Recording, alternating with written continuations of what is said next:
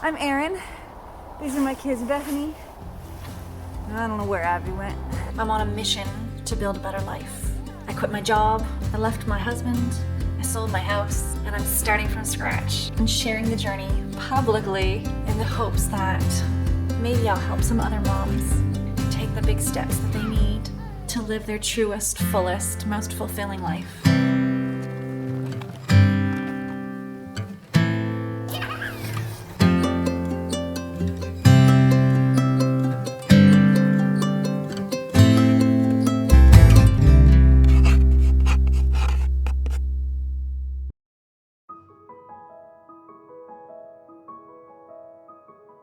Now that we're settled into our new apartment, things are supposed to be easier.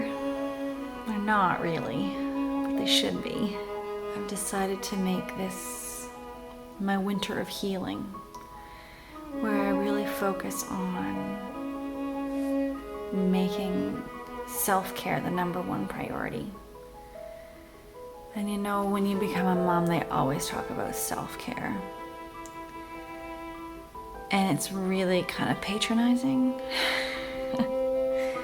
At least I find it that way, because I don't really find spa days or mom parties that therapeutic.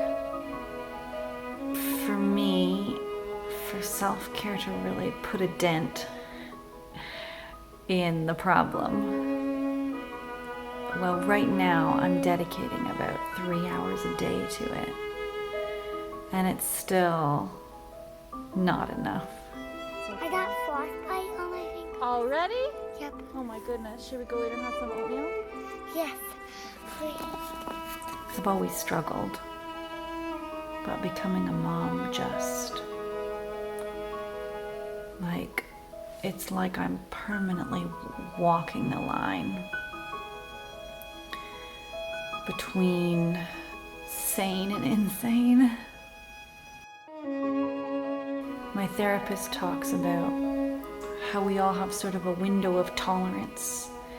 When things are within our window of tolerance, we can usually cope quite well. But as soon as it goes above our window of tolerance, that's when we kick into fight or flight mode. And that's when our anxiety begins. And when things drop below our window of tolerance, that's when we get depression and apathy and that sort of thing. And I feel like since having kids, my window has gotten to be about that big.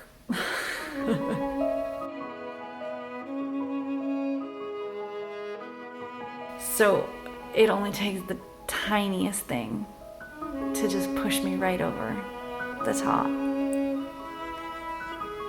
And then afterward, I'm so exhausted that I just drop right down into the depression.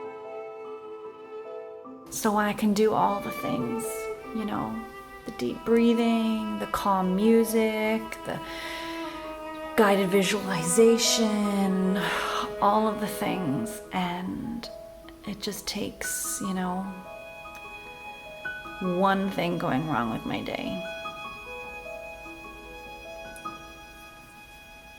One. And then I flip my lid and I yell and I scream and I hit. You know, I don't want to admit that, but I have hit my kid in a moment of blind rage more than once. And that's why I need to work on this.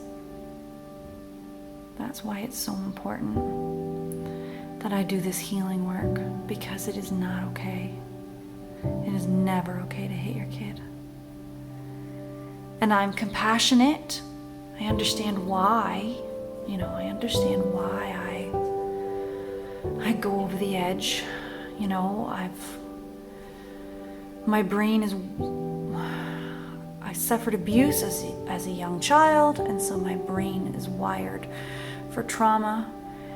And so when I'm triggered, I go right into my fight or flight mode very quickly. You know, my fight or flight mode protected me as a child, but now it's harmful. And as soon as I get pushed into my fight or flight mode, all rational thought, I go into autopilot and I don't even realize what I'm doing. It's like I'm watching it happen with no control. I'm an outsider. So I understand. I am compassionate with myself about my mistakes. I don't hate myself. I just need to do better. I need to do better. I need to get up every day and do better. And if I fail today, I need to get up tomorrow and I need to do better, because I can't ruin their lives. And I already have, Bethany is already wired for trauma. She already...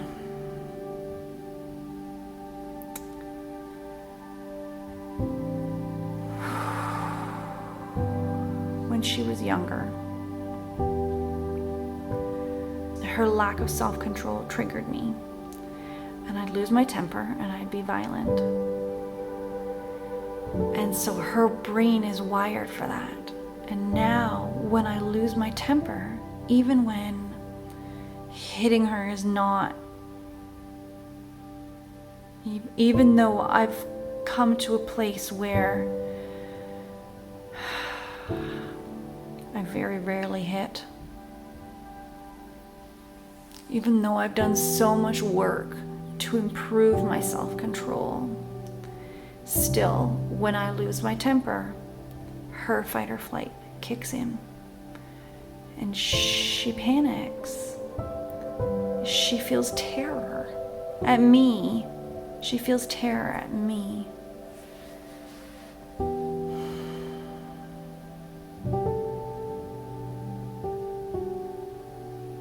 And I need to do better. So that's what I'm working on this winter.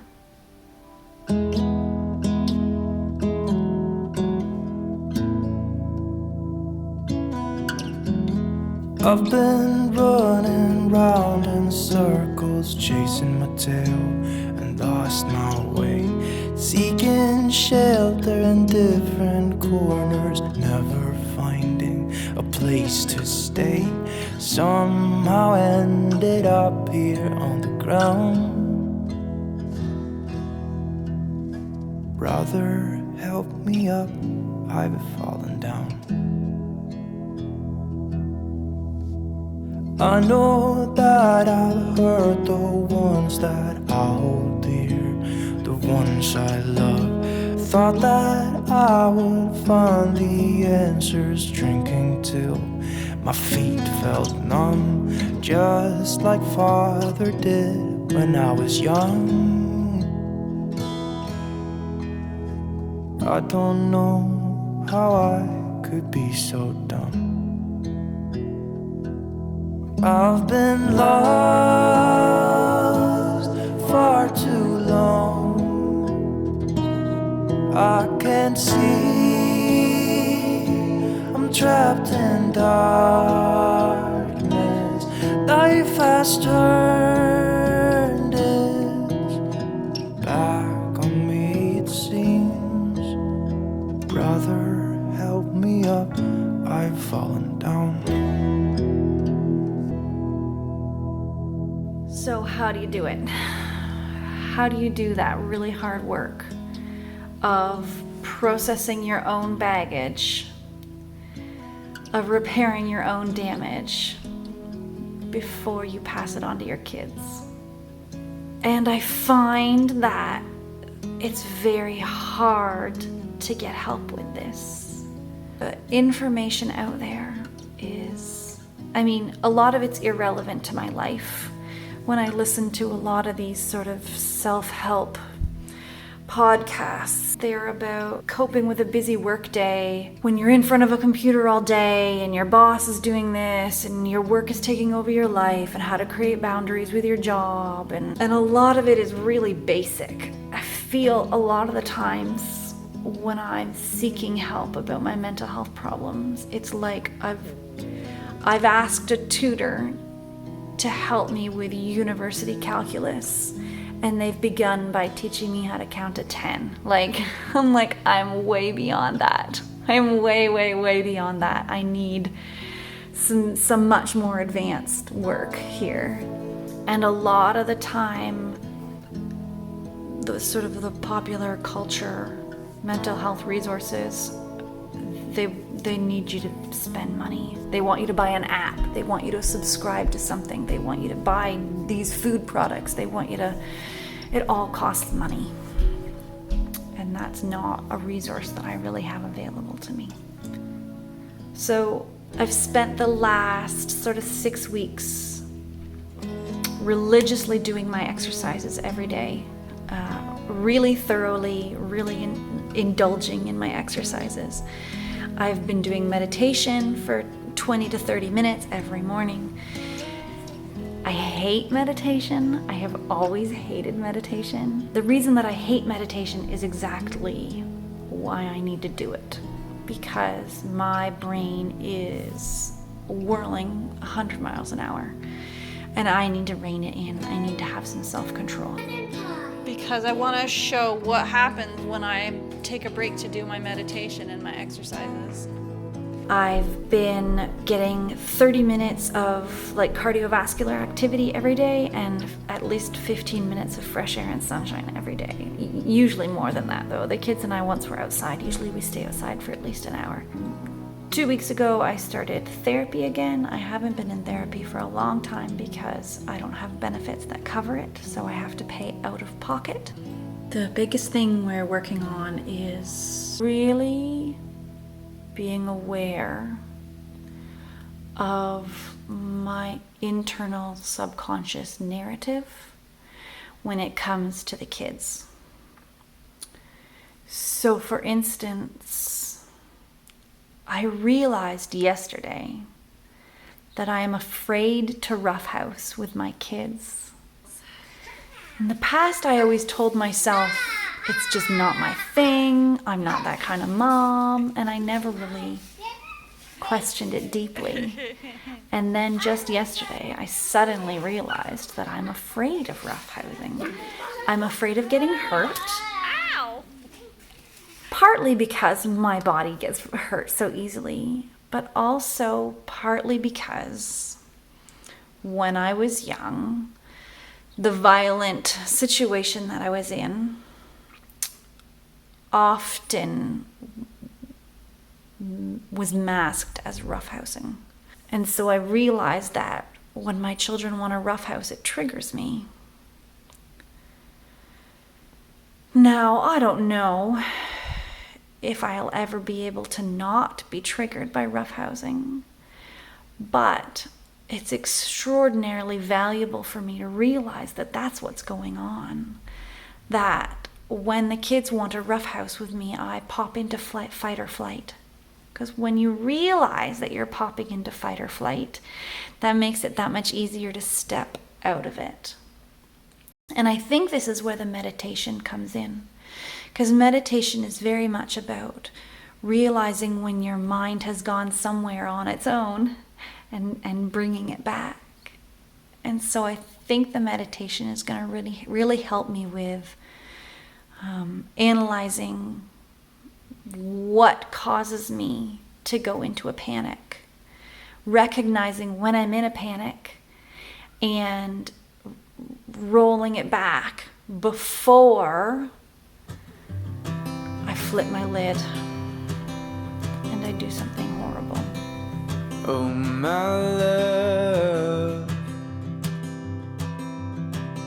you're such a fragile thing, I know.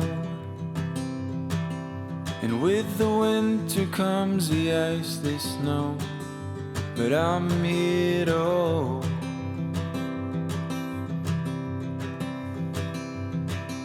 And oh, my love, don't worry about the cold just yet. The trees haven't started to shed. Just feel the summer sun as it warms our bed.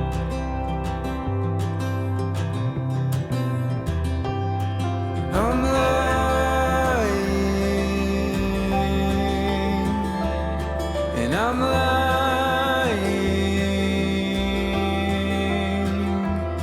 when I say I'm not afraid,